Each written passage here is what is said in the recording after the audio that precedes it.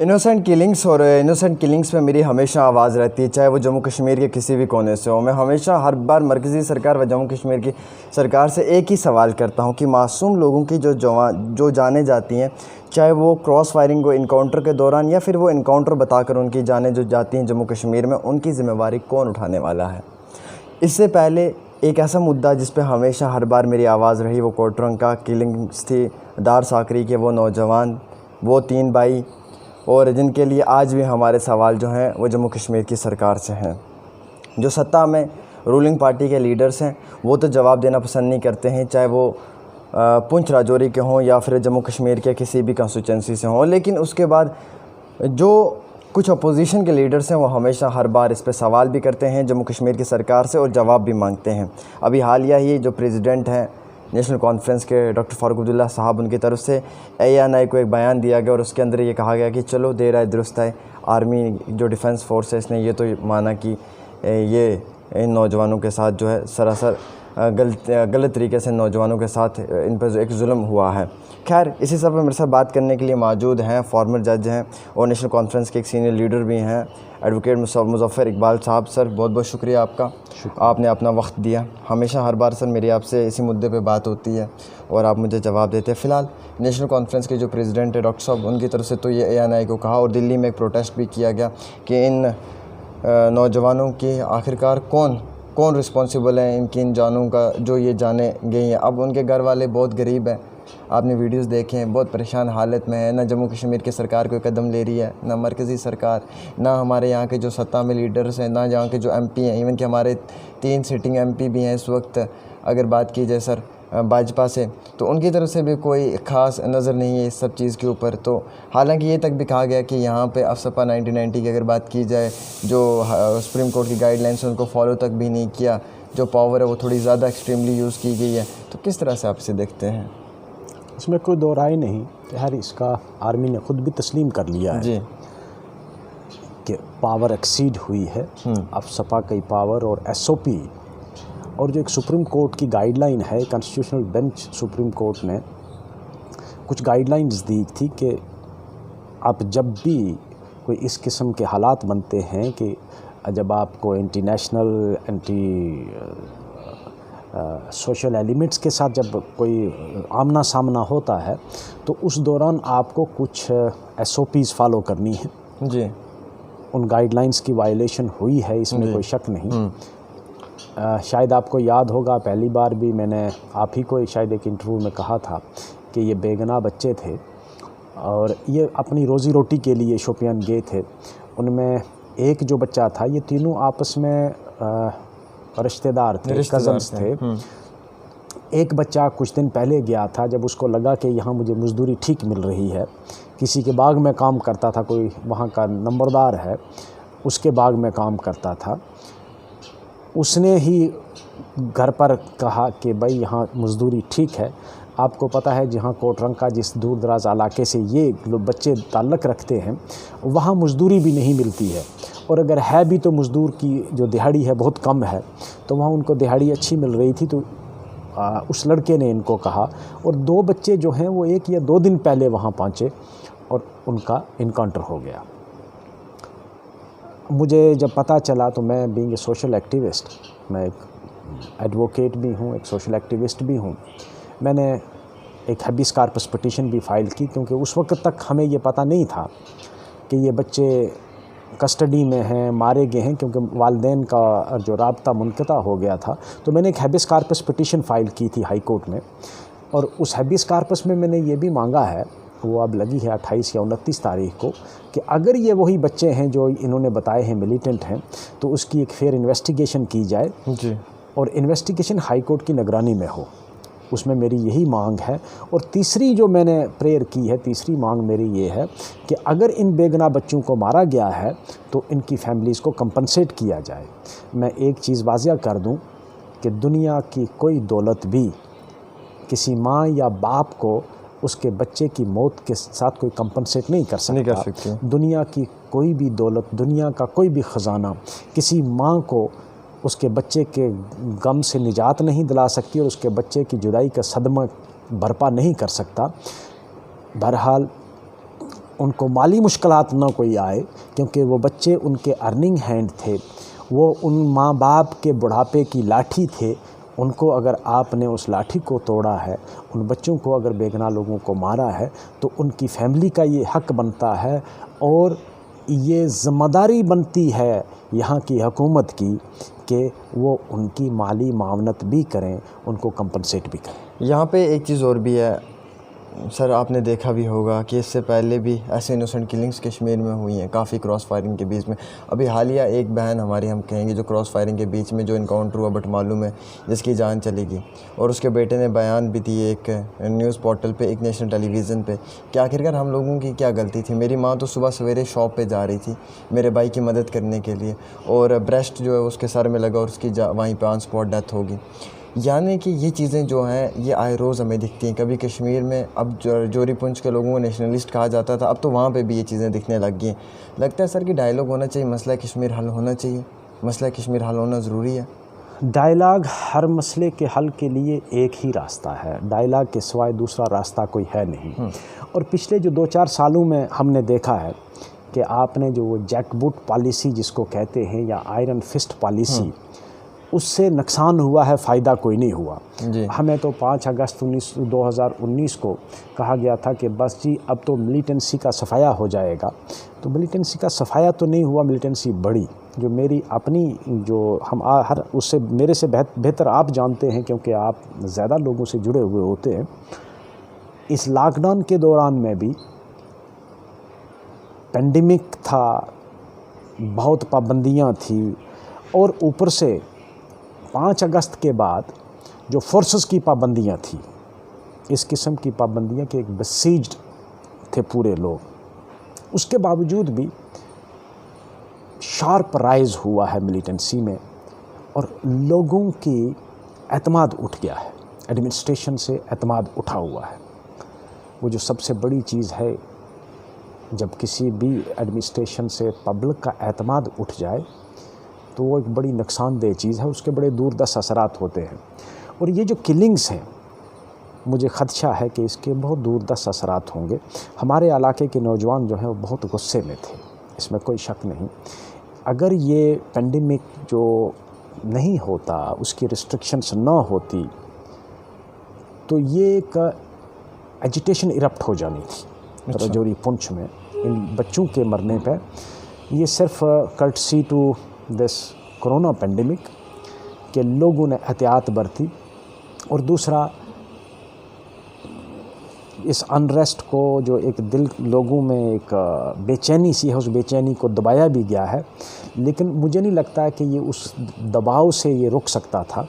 اس کو روکنے کی وجہ جو ہے وہ کرونا پینڈیمک ہی ہوا، ادروائز رجوری پونچھ پورا نوجوان جو تھے وہ سڑکوں پہ آ جاتے. سر لگتا ہے آپ کو مسئلہ کشمیر حل ہونا چاہیے، جس کی کافی وقت سے مانگ بھی کی جا رہی تھی؟ بالکل ہونا چاہیے بھائی. مسئلہ کشمیر ایک سیاسی مسئلہ ہے. اگر آپ اس کو کہو گے کہ نہیں بھائی ملیٹرلی یا بائی سیکیورٹی فورسز ہم حل کریں گے، تو یہ حل ہونے والا ہے نہیں. اگر ہم یہ چاہیں کہ یہ ڈائیلاگ سے ہو، بات چیت سے ہو، کیونکہ سر دیکھیے اس وقت کوئی بھی انوسنٹ کلنگ ہوتی ہے، ہم کس سے سوال پوچھیں گے؟ کون رسپانسیبل ہے، ہندوستان یا پاکستان؟ پاکستان کے عمران خان صاحب سے تو ہم پوچھ نہیں سکتے، وہاں کے پی ٹی آئی سے تو پوچھ نہیں سکتے، ہمیں یہاں اپنے ہندوستان سے پوچھنا ہے. اور ہم تو فورتھ پلر آف ڈیموکریسی یعنی کہ جمہوریت کا چوتھا پلر بھی ہمیں کہا جاتا ہے. ہمیں یہاں کے جموں کشمیر کے ہی لیڈرز ایسے مدعوں پہ بات چیت کرنے کا وقت نہیں دیتے ہیں، ہمیں انکار کر دیا جاتا ہے، بات چیت کرنے کے لیے ہمیں آنے نہیں دیتے. تو آپ سمجھ لیجئے نا کہ ہم کہاں بات کریں، کس کے ساتھ بات کریں؟ دیواروں کے ساتھ تو کر نہیں سکتے ہیں. اب ہمیں آپ اپوزیشن میں ملے، اپوزیشن کا جمہوریت میں بہت بڑا رول ہے. اگر اپوزیشن کی بات سن لیں وہ، اور تھوڑی سی ان میں غیرت آ جائے کہ اب تو اسی غیرت کی وجہ سے ہم سے بات بھی کر لیں. اپوزیشن کو تو چھوڑا نہیں گیا جی. اور اپوزیشن جمہوریت میں بات کرتی ہے، جموں کشمیر میں تو جمہوریت ہے نہیں. یہاں کون سی جمہوریت ہے؟ مجھے یہ بتاؤ کس جمہوریت کو آپ کہتے ہیں؟ بھائی جمہوریت ہوتی ہے elected representative of the people, government by the elected representative of the people. تو یہاں تو کوئی جمہوریت ہے نہیں ہے. تو نہ میں کسی کی اپوزیشن میں ہوں. اپوزیشن تو تب ہوگی کہ جب کسی کی گورنمنٹ ہوگی یہاں. تو میں نہیں سمجھتا کہ میں کسی کی اپوزیشن میں ہوں، اور نہ میں کسی کے حق میں ہوں. یہ ایک انسانی مسئلہ ہے، اور جموں کشمیر ایک سیاسی مسئلہ ہے، اس میں کوئی دو رائے نہیں. اب تم کتنی چشم پوشی اس سے کر لو گے، اس سے کوئی مسئلہ ختم نہیں ہونے والا. ایک مسئلہ ہے اور اس میں فریق ہیں, with in state, with in country فریق ہیں, آؤٹ سائڈ دی کنٹری فریق ہیں. جموں کشمیر ایک بہت بڑی ریاست تھی, ایک بہت بڑا ملک تھا, ریاست رہی. اس کا کچھ حصہ پاکستان کے پاس ہے, کچھ یہاں ہے, کچھ چائنا کے پاس ہے. تو مسئلہ تو ہے, اور یونائٹڈ نیشن سیکیورٹی کونسل کے ریزولوشن اس کے شواہد ہیں. 1948 میں ریزولوشن ہوا, 1950 میں ایک ریزولوشن ہوا, ایک نہیں کئی ریزولوشن ہیں جو پینڈنگ ہے ابھی. تو اس میں کوئی دو رائے نہیں کہ یہ ایک مسئلہ ہے اور اس کو کوئی ڈینائی کر نہیں سکتا.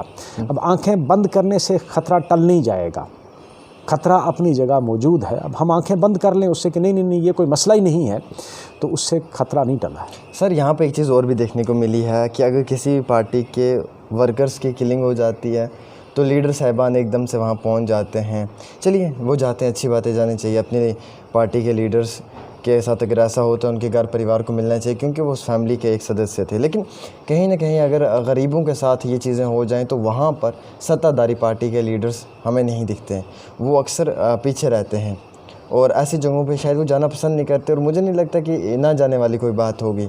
تو کس طرح سے آپ اسے دیکھتے ہیں اور کیا کوئی پیغام ہے آپ کا ایسے لیڈرز کے لیے جو ان چیزوں کو دیکھ کر بھی نظر انداز کرتے ہیں؟ ہم لوگ تو جب کسی کی ڈیتھ ہو جائے تو اس میں ہم کبھی یہ فرق بھی نہیں کرتے کہ یہ کس پارٹی کا تھا. اچھا, وہ ایک انسان تھا, انسان اس دنیا سے چلا گیا, ہم کوشش کرتے ہیں وہاں پہنچنے کی. جی بھائی وہاں جب وہ مر گیا تو وہ کسی پارٹی کا نہیں رہا, وہ کسی مذہب کا نہیں رہا, وہ تو ایک لاش رہ گئی.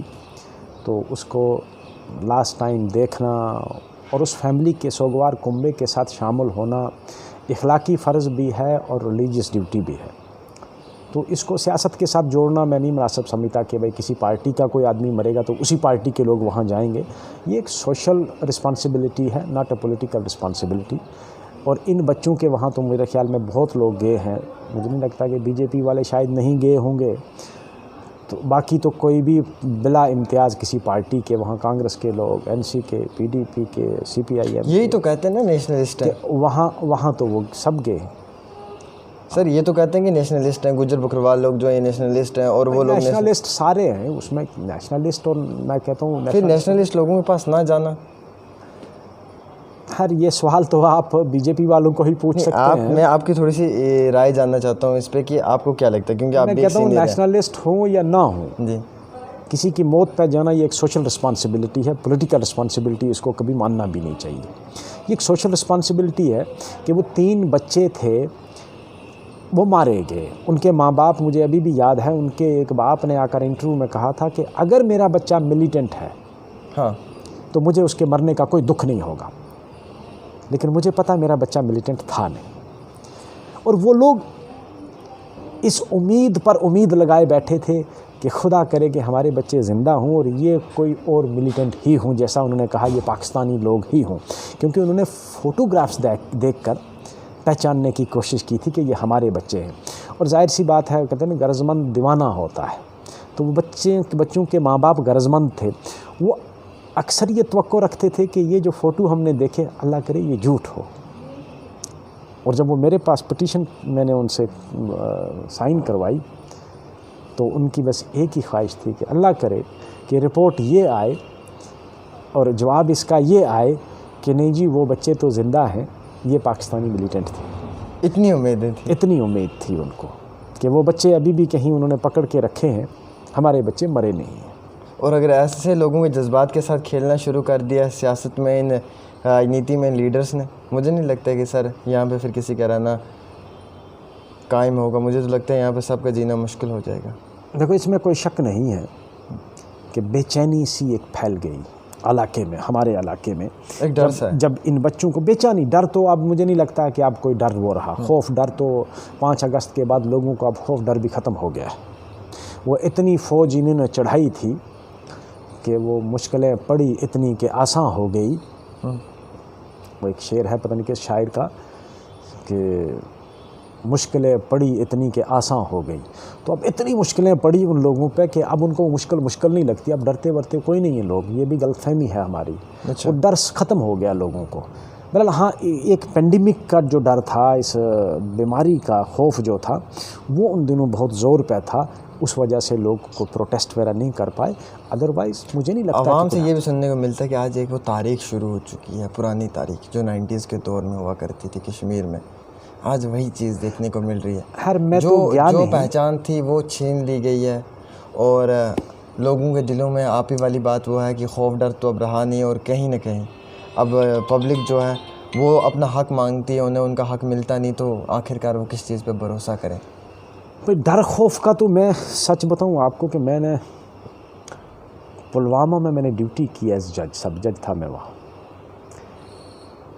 وہاں مجھے بڑی مایوسی اس بات پہ ہوئی کہ نوجوان کو کشمیر میں، آج کا تو مجھے پتہ نہیں، میں 2016 کی بات کر رہا ہوں جب یہ برہان وانی کی ڈیتھ ہوئی، تو میں نے وہاں کوئی 1 مہینہ سمجھو بند کی زندگی گزاری. پلوامہ میں ہم بند ہی رہتے تھے، بند رہا تھا. تو مجھے بڑی مایوسی ہوئی ایز اے ہیومن بینگ اور ایک انسانیت کے ناطے کہ بھائی وہاں کا نوجوان بچہ بوڑھا گولی چل رہی ہے، اچھا، اور وہ کپڑے پھاڑ کے گولیاں چل رہی ہیں، ایک آدمی گر رہا ہے، اس کو لگ رہی ہے، اس کو اٹھا کے لے جا رہے ہیں، مگر پیچھے نہیں رک رہے ہیں، آگے ہی بڑھ رہے ہیں. تو وہ ایک بڑی خطرناک سچویشن تھی. اور جب نوجوان جو ہیں وہ اس لیول پر پہنچ جائیں کہ ہمیں اب اپنی جان کی پرواہ نہیں، تو وہ بڑی خطرے کی الارم کی گھنٹی ہے. اور اس پر جب مایوسی، یہ مایوسی کی آخری حد ہوتی ہے. جب کوئی نوجوان نسل جب مایوس ہو جائے اسٹیبلشمنٹ سے، اپنے حکمرانوں سے جب مایوس ہو جائے، اور مایوسی کی آخری حد یہ ہوتی ہے کہ پھر وہ جان کی پرواہ نہیں کرتے ہیں. اللہ ایسا نہ کرے کہ کبھی ایسی سچویشن بنے ہمارے علاقے میں، پر مجھے یہ خدشہ ہوا تھا جب ان بچوں کو مارا گیا، تو مجھے یہ ایک دل میں خوف سا ہوا، لوگوں کے ارمانوں کے ساتھ کھیلا ہوگا یہ. ہاں، کہ بھائی کہیں ہمارے علاقے کے نوجوان بھی اس جو آخری حد ہوتی ہے نا امیدی کی، اس میں شامل نہ ہو جائیں، اس دائرے میں نہ آ جائیں. یعنی کہ وہاں کے لوگوں کے ارمانوں کے ساتھ، دلوں کے ساتھ کھیلا ہوگا، جو جذبات تو لوگوں کے جو ہیں وہ سامنے ابھر کر آئے ہوں گے. بہت لوگوں کو اس کا صدمہ ہوا تھا. اگر کوئی قصوروار ہو، اگر وہ مارا جائے، یا کوئی آدمی کراس فائر میں آ گیا اور ان انٹینشنل، جس کی نیت نہ ہو، وہ مارا جائے تو وہ اتنا برا نہیں لگتا ہے. لیکن جب آپ کسی کو گھر سے اٹھا کے اس کو مارنے کے بعد اس کے کھاتے میں آپ 4 گرنیڈ اور ہتھیار ڈال دو گے نا، تو وہ بہت صدمہ ہوتا ہے. ایک انکاؤنٹر بتایا جائے تو وہ ایک سوچی سمجھی مطلب پلان کے تحت کسی کو قتل کرنا ہوگا. ایسا آپ کو لگتا ہے جج صاحب ان کے ساتھ تو کوئی پلان ہو نہیں سکتا، کیونکہ بڑے غریب تھے اور ان کی کوئی دشمنی ہو نہیں سکتی ہے. پھر اگر ایجنسی ایسا کریں تو کیوں، یا سیکورٹی فورسز کریں تو کیوں؟ بھائی اس میں دیکھو میری بات سنو، جب آپ کو جی ملیٹنٹ مارنے پہ پروموشن ملے، پیسہ ملے، آپ کی پیٹھ تھپ تھپائی جائے، تو آپ نے اگر 2-4 دن میں کوئی ملیٹنٹ نہیں ملتا ہے تو پھر سولین کو مار کے، اس کا مطلب ہے پھر دھیرے دھیرے کشمیر میں سولینس کو اٹھایا جائے گا. آج یہ 3 اٹھائے ہیں، بہت پہلے سے شروع، کل اور 3 اٹھائیں گے. وہ تو بہت پہلے سے ہے، وہ کوئی آج کی بات نہیں. اس میں نیشنل کانفرنس کی کتنی آواز رہی ہے؟ کتنے انکاؤنٹر ہوئے اس سے پہلے؟ جب نیشنل کانفرنس پاور میں تھی تب بھی انہوں نے بیچاروں نے آواز اٹھائی، اور اس کے بعد بھی اٹھائی، سب حکومتوں نے اٹھائی، افسپا کے خلاف سب نے آواز اٹھائی، مگر کسی نے نہیں سنا. افسپا سر بنایا کس نے تھا؟ یہ 1990 میں پارلیمنٹ نے پاس کیا تھا، اور گورنر نے اس کو لاگو کیا تھا افسپا کو. گورنر جگمون تھا اس وقت جب یہ لاگو ہوا، 90 میں. کہیں نہ کہیں یہ بھی کہا جاتا ہے کہ یہ نیشنل کانفرنس کا بھی ایک ساتھ تھا اس قانون کو بنانے میں. 90 میں کہاں تھی نیشنل کانفرنس بھائی؟ وہاں تو گورنر راج تھا، یہ تو 90 میں بنا. اچھا، یہ جو باتیں، یہ جو کہنے بولنے والی باتیں بہت ساری ہیں. میں نہیں کہتا کہ بھائی نہ تو ہم دودھ سے دھلے ہیں یا کوئی دوسرا دھلا ہے، لیکن فیکٹس اینڈ فگر دیکھو. افسپا 1990 میں آیا، اور گورنر جگمون کے دور میں آیا، اور نیشنل کانفرنس اس وقت حکومت نیشنل کانفرنس اور کانگریس کی تھی، فاروق عبداللہ نے ریزائن کیا تھا، مگر اس کو کوئی سنتا نہیں ہے نا. اب ایک خبر جو چڑھ گیا تو چڑھ گیا. چلیے جی، بہت بہت شکریہ. فی الحال میری بات چیت جو ہے وہ ظاہر سے الفاظوں میں یہ کہوں گا کہ ان 3 معصوم نوجوانوں کے لیے ہوئی ہے، محمد ابرار احمد اور امتیاز. اور کہیں نہ کہیں ان تینوں کے لیے ہمیشہ رہے کہ بھی جموں کشمیر کی سرکار سے، جموں کشمیر کے ساتھ ساتھ مرکزی سرکار سے کچھ ایسے بیوروکریٹس، کچھ ایسے آفیسرز، کچھ ایسے جج صاحبان اور کہیں نہ کہیں کچھ ہمارے اپنے جموں کشمیر کے سوشل ایکٹیوسٹ ہیں، ان سب سے یہ سوال رہے گا کہ اس کے لیے آواز کب تک رہے گی، کیونکہ اب یہ تسلیم کیا جا رہا ہے کہ یہ ان نوجوانوں کے ساتھ ناانصافی ہوئی ہے۔ اگر ناانصافی ہوئی ہے تو کون رسپانسبل ہے اس کا؟ ہم کس سے اس کی رسپانسبلٹی دیں؟ کیا ہندوستان کی سیکورٹی فورسز کو دیں؟ کیا یہاں کے بھاجپا کی لیڈرشپ کو دیں؟ آخرکار ان نوجوانوں کا قصور ہی کیا تھا؟ ایک تو 12 تاریخ کو اپنے گھر سے ڈوموسائل بنا کے نکلا تھا، لیول 4 کی نوکریاں آئیں گی، وہ اس میں پارٹیسپیٹ کرے گا، کہیں نہ کہیں وہ بھی اپنے گھر کا ایک چراغ بن کر 2 ٹائم کی روزی روٹی کما کے گھر والوں کو کھلائے گا۔ لیکن دکھ اس بات کا ہے کہ اگر آج ان معصوم نوجوانوں کے ساتھ ہوا ہے، شاید کل کو میرے ساتھ، آپ کے ساتھ بھی ہو سکتا ہے، وہ دن دور نہیں۔ اور اگر غلط ہوا ہے تو غلط کے خلاف آواز اٹھانی ہے، چاہے آپ ہوں یا چاہے میں ہوں، اور اگر سچا حقیقی طور پر ہے تو ہمیں ایڈمنسٹریشن کا ساتھ دینا ہے۔ لیکن فی الحال جو جانکاری اور جو چیزیں سامنے نظر آ رہی ہیں، جو سٹیٹمنٹس آ رہے ہیں، ان سے یہی دکھ رہا ہے کہ یہ سراسر ایک ناانصافی ہی ہوئی ہے ان 3 نوجوانوں کے ساتھ، جنہیں نیشنلسٹ ٹیگ لگا کر جن پہ سیاست کی جاتی ہے جموں کشمیر کے اندر، اور سیاست میں وہ یہ چیزیں بھول جاتے ہیں کہ انہی نوجوانوں کے ساتھ کس حد تک ظلم جبر بھی کیا جاتا ہے۔ فی الحال میرے ساتھ بات چیت کرنے کے لیے موجود تھے مظفر صاحب، جنہوں نے اپنی منہ زبانی الفاظوں میں آپ سب لوگوں تک کچھ ایسی باتیں پہنچائی جو آپ لوگوں کے لیے سننا بہت ضروری تھا۔ اب آپ اس ویڈیو کو شیئر بھی کر سکتے ہیں اور اپنی رائے بھی دے سکتے ہیں۔ فی الحال آپ دیکھتے رہیں ڈیلی تسکین نیوز 24/7 عامر کے ساتھ جموں سے۔